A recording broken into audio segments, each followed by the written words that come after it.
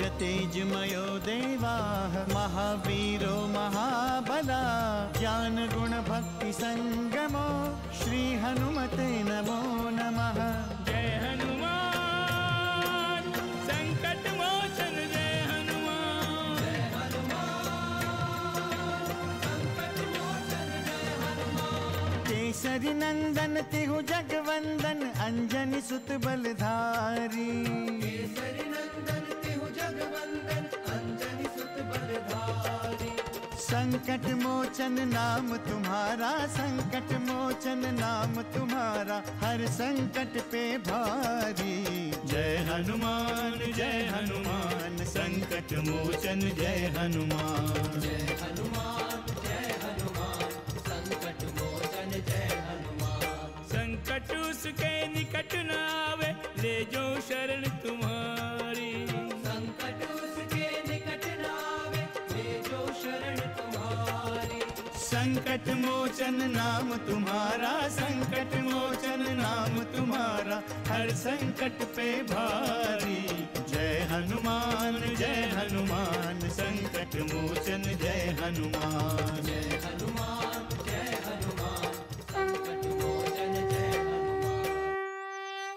भूल की मैंने जो तुम्हें इस आश्रम में स्थान दे दी। पर मैंने किया क्या गुरुदेव?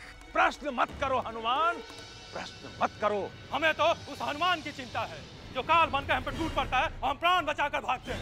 मैं ऋषि वाचक हूँ, इस आश्रम का स्वामी। तो फिर मैं कौन हूँ? आप कहें तो मैं अभी इसे यमलोक पहुंचा देता हूँ। छोड़ दो हनुमान। हनुमान के शत्रु ही एक दूसरे के वध का कारण बनेंगे। अति विचित्र स्थिति है प्रभु।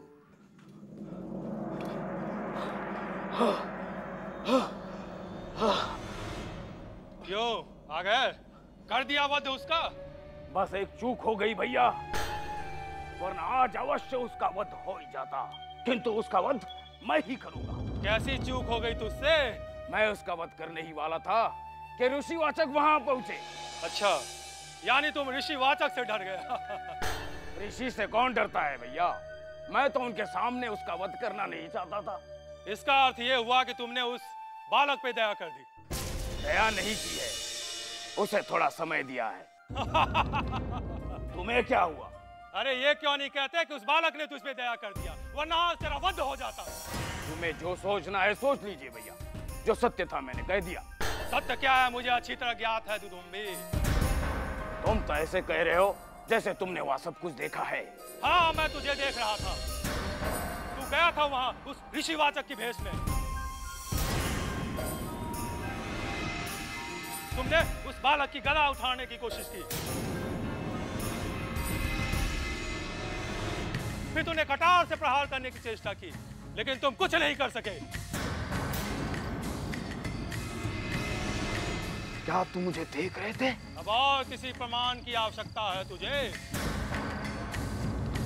सच तो यह है कि उस बालक को कोई देवी शक्ति प्राप्त है जो हमारी शक्ति से परे है। उस बालक को परास्त करने के लिए हमें उचित समय की प्रतीक्षा करनी होगी। हम बालिका भी वध कर नहीं पा रहे हैं भैया, वो पूरे किष्किंधा पर शासन कर रहा है। यदि हम उसका वध कर देते तो वानरों का एक बहुत बड़ा प्रदेश हमारा हो जाता। हम बाली को प्रत्यक्ष रूप से नहीं मार सकते दुंदबुद्धि। उसे वरदान प्राप्त है, जो कोई भी उसे युद्ध करेगा उसकी आधी शक्ति उसे प्राप्त हो जाएगी। क्या हम दोनों मिलकर भी उसका वध नहीं कर सकते? हम दोनों मिलकर उसका अवश्य वध कर सकते हैं। तो चलो, जल्दी चलो। चलो। हाँ चलो। बड़े ही दुस्साहसी थे मायावी और द्वंद्वबुद्धि। किष्किंधा में इन्हें उनके बहनोई लंकापति रावण ने भेजा था। वो चाहता था कि वानर प्रदेश पर उसका अधिकार हो। लंकेश को अपने इन दोनों सालों पर बहुत विश्वास था। पंडित जी, रावण की तो कितनी पत्नियां थी? ये दोनों किसके भाई थे? रावण की सबसे प्रिय पत्नी मंदोदरी थी, जो मय दानव की बेटी थी। मायावी और द्वंद्वबुद्धि दोनों उसके भाई थे। मायावी बुद्धिमान था पर दुंद बुद्धि तो कुछ सोचता ही नहीं था। यही कारण था कि हनुमान जी से बार बार पिटने के बाद भी वो उनके पास अपना बल आजमाने आ जाते थे। महावीर भैया, हनुमान जी तो उनका वध भी कर सकते थे, लेकिन उन्होंने उसे बार बार क्यों छोड़ दिया? जहाँ शक्ति होती है वहाँ क्षमा भी होती है। हनुमान जी को कोई भय तो था नहीं, इसलिए वो बार बार उन्हें अवसर देते थे कि वो सत्य और धर्म का रास्ता अपना लें। दूसरी बात ये थी कि विधि का विधान तो कुछ और ही था। इन राक्षसों का अंत किसी और के हाथों ही होना था। वो दोनों स्वयं काल को न्योता दे आए। राक्षस हमारी चिंता का कारण कदापि नहीं हो सकते सुग्रीव। हम किष्किंधा की रक्षा करना भली भांति जानते हैं। हम जानते हैं कि किष्किंधा की सीमा क्षेत्र में राक्षस उत्पात मचा रहे हैं, किंतु वो जो कर रहे हैं चोरी छुपे कर रहे हैं। हमारे सामने आने का कोई राक्षस साहस नहीं कर सकता। अब तो प्रत्यक्ष रूप से हमारे वानर प्रदेश में घुसने लगे हैं। सैनिकों से हमें लगातार सूचना मिल रही है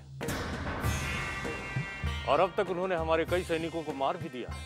हमने उनके पीछे गुप्तचर लगा रखे हैं सुग्रीव। कोई विशेष स्थिति में हमें सूचना मिल जाएगी। दुष्ट बाली, साहस है तो सामने आ। यूं कायरों के समान कहां छुपा बैठा है? बाहर निकल, तेरे सर्वनाश का समय आ गया है। हमसे युद्ध कर, हम तुझे चुनौती देते हैं। ये प्रदेश हमारा है वानर, हम राक्षसों का है। अगर अपना भला चाहता है तो यहाँ से दूर चला जा, वरना हम तुम्हारा अंत कर देंगे। संकट मोचन जय हनुमान। मैं वापस नहीं आया तो समझ लेना मैं मारा गया, और तब तुम किष्किंधा वापस लौट जाना।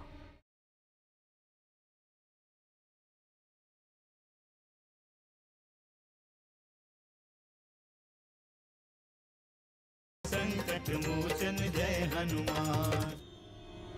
क्षमा करें महाराज। क्या सूचना है सूचक? सूचना शुभ नहीं है महाराज। निसंकोच बोलो। मायावी और दुदुम्भी ने हमारे कई सैनिकों को मार डाला है महाराज, और वो हमारे राजमहल तक आ गए हैं। उनका यह दुस्साहस! अब विचार करने का समय नहीं है भ्राता, शीघ्र चलिए। नहीं, तुम सब यहीं रुको। हम अकेले उसका वध करेंगे। वाली को चुनौती देने वाला संसार में आज तक कोई जन्मा नहीं है। मैं उनका वध करके ही वापस लौटूंगा। मैं आपको अकेले नहीं जाने दूंगा भ्राता, मैं भी आपके साथ चलूंगा। कोई आवश्यकता नहीं है। ये आपकी नहीं, मेरी आवश्यकता है भ्राता।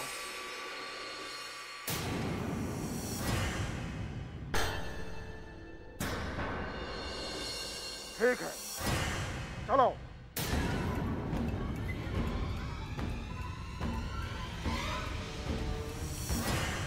लगता है दोनों वानर आ रहे हैं। चलो यहाँ से निकल चलते हैं। ये लोग हमारा पीछा करते हुए हमारे पीछे आएंगे। उचित स्थान पर हम इनका वध कर देंगे। हाँ, चलो चलो। ये तो भाग रहे हैं भ्राता। भाग कर जाएंगे कहाँ? ये लोग अपनी मृत्यु को आमंत्रित किए हैं। मैं उनका वध कर दूंगा, समूल नाश कर दूंगा उनका। आओ।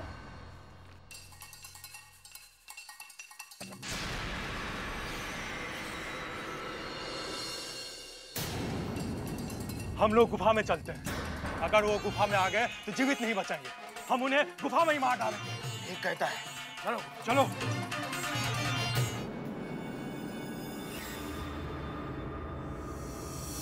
अब क्या होगा भ्राता?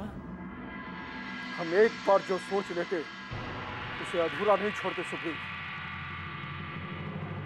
हम इनका वध कर देंगे। परंतु कैसे? हम गुफा में जा रहे हैं। तो चलिए, हम भी आपके साथ चलते हैं, क्योंकि हम आपको अकेला नहीं छोड़ सकते भ्राता। यदि आपको कुछ हो गया तो मेरा तो जीवन ही निरर्थक हो जाएगा। नहीं, तुम यहीं ठहरो। क्या करूंगा यहाँ रह के? यदि आपके साथ रहकर मैं मारा भी जाऊं तो मेरी आत्मा को बड़ी शांति मिलेगी भ्राता। भावनाओं में यथार्थ को मत भूलो सुग्रीव। भ्राता, आप जिसे भावना कह रहे हैं वो मेरा यथार्थ है। मुझे मत रोकिए भ्राता। यदि मेरी मृत्यु हो जाए तो किष्किंधा राज्य का अंत हो जाएगा। इसे देखने वाला कोई शेष नहीं रहेगा। राज्य का कोई उत्तराधिकारी भी नहीं होगा। आप ऐसा मत कहिए भ्राता। किष्किंधा आपका है और आपका ही रहेगा। नहीं सुग्रीव, राक्षसों के साथ युद्ध का परिणाम निश्चित नहीं है। या तो मैं मारा जाऊंगा या वे मारे जाएंगे। इस युद्ध का कोई और परिणाम नहीं हो सकता, ये तुम भी जानते हो। मुझे पूर्ण विश्वास है भ्राता कि वो दोनों राक्षस आपके हाथों अवश्य मारे जाएंगे। तो तुम यहीं उनकी मृत्यु की प्रतीक्षा करो। यदि 15 दिनों तक मैं वापस नहीं आया तो समझ लेना मैं मारा गया। तब तुम किष्किंधा वापस लौट जाना।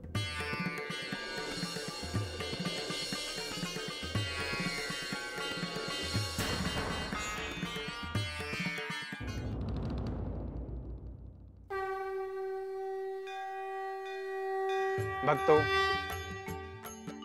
बाली ने सुग्रीव को कहा था, तुम 15 दिनों तक प्रतीक्षा करना। यदि मैं लौट कर नहीं आऊं तो समझ लेना कि मैं मारा गया।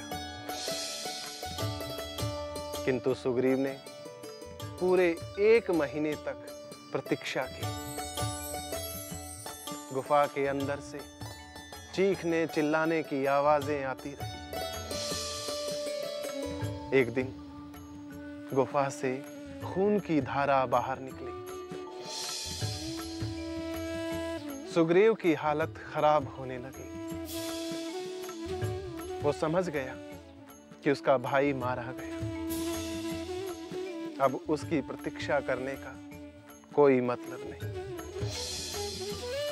सुग्रीव ने सोचा कि बाली को मारने के बाद राक्षस गुफा से बाहर निकलेंगे और उसे भी मार डालेंगे।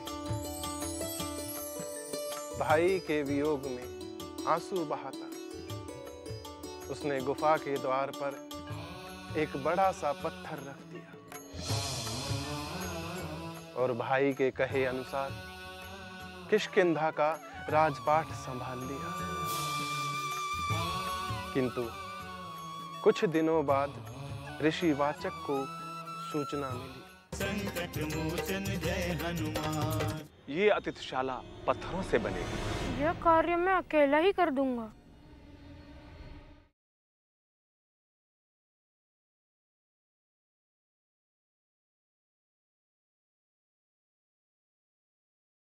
संकट मोचन जय हनुमान।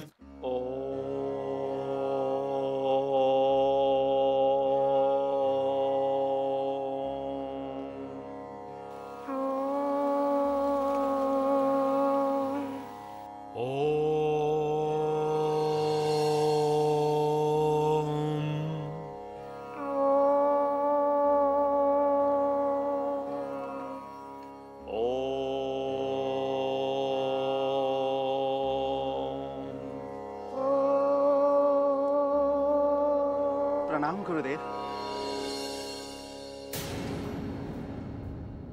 शुभ सूचना है गुरुदेव, अति शुभ सूचना है। कैसी सूचना वरुण? गुरुदेव, तुंदबुद्धि और मायावी दोनों मारे गए। किष्किंधा राज बाली ने दोनों का वध कर डाला। हरिओम हरिओम। ये सब हुआ कैसे? गुरुदेव, मायावी और दुंदबुद्धि ने महाराज बाली को चुनौती दी थी। अब हमारे आश्रम में शांति रहेगी। उनका भय सदैव बना रहता था। ये ठीक नहीं हुआ गुरुदेव। क्यों? उनसे हमारा मनोरंजन होता था।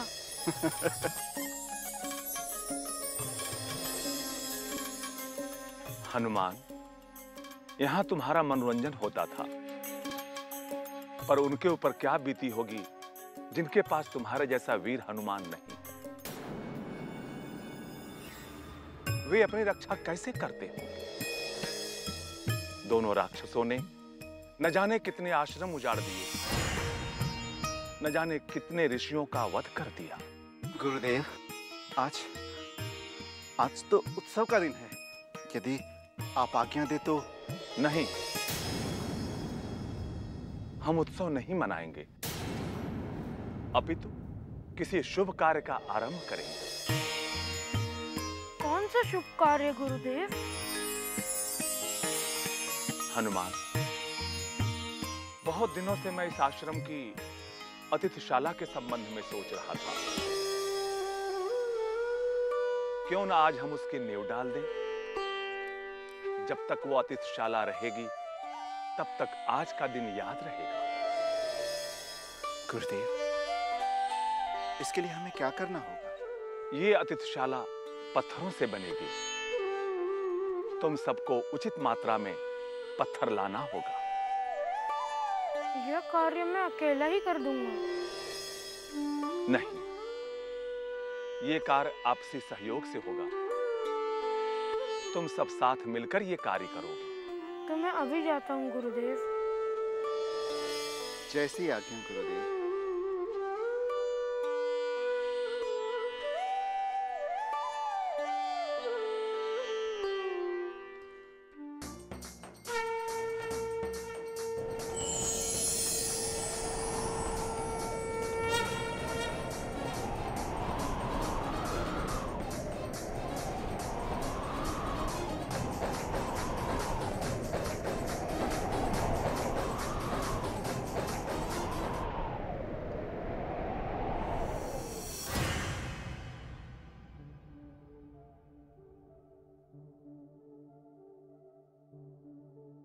छोटे छोटे पत्थरों से कैसे अतिथिशाला का निर्माण होगा?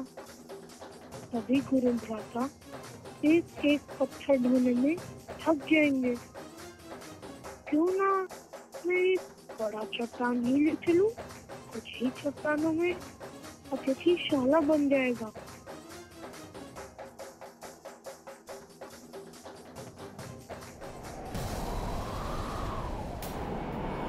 संकट मोचन जय हनुमान।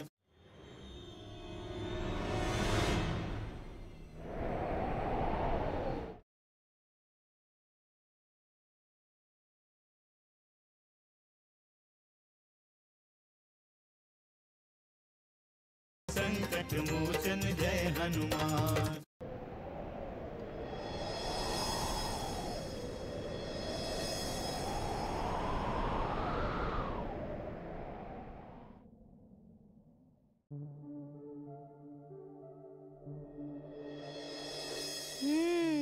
ये ठीक रहेगा।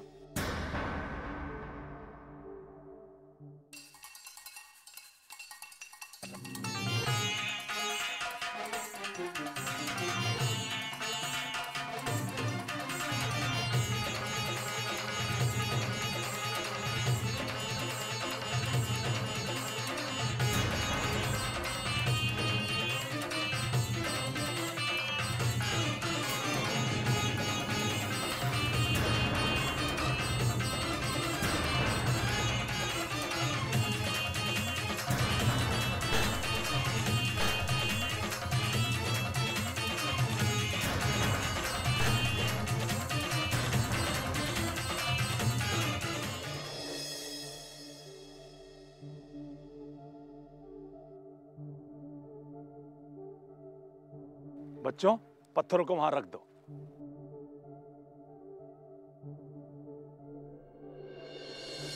गुरुदेव, गुरुदेव, हनुमान, हनुमान, हनुमान!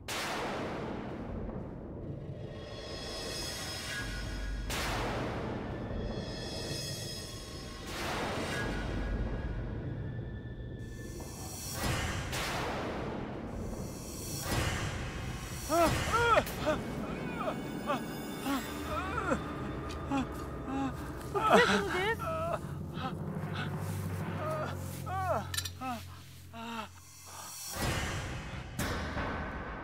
हनुमान, क्या है ये सब? क्या है ये सब? किसने कहा था तुमसे इतना बड़ा चट्टान लाने के लिए? किसने कहा था? उत्तर दो हनुमान, उत्तर दो। क्षमा करें गुरुदेव। राक्षसों के इतने उत्पात के बाद भी आश्रम की ऐसी दशा नहीं हुई थी। क्या तुम अपनी शक्ति का प्रदर्शन करने आए हो? क्या ये दिखाना चाहते हो कि तुम्हारे जैसा बलि कोई नहीं है? मैं सब ठीक कर देता हूँ गुरुदेव। तुम्हें कुछ नहीं करना है। आश्रम के द्वार तुम्हारे लिए सदा के लिए बंद हो गए, बंद हो गए, बंद हो गए, बंद हो गए।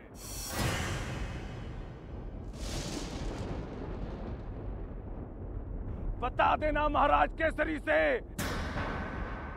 कि मैं तुम्हें शिक्षा नहीं दे सकता, नहीं दे सकता, नहीं दे सकता, नहीं दे सकता, नहीं दे सकता, नहीं दे सकता। जाओ, चले जाओ यहाँ से, चले जाओ यहाँ से, चले जाओ यहाँ से, चले जाओ यहाँ से, चले जाओ यहाँ से। वरुण, हनुमान को सुमेरु पहुंचा दो और महाराज केसरी से कह देना कि हम उनके पुत्र को शिक्षा नहीं दे सकते। ठीक है? जो आज्ञा गुरुदेव।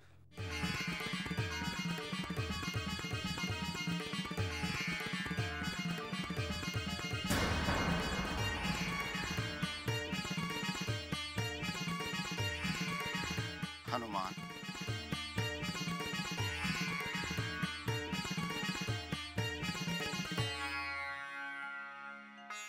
ये तो संयोग की बात है पुत्र कि तुम आ गए, नहीं तो हम आश्रम आने ही वाले थे।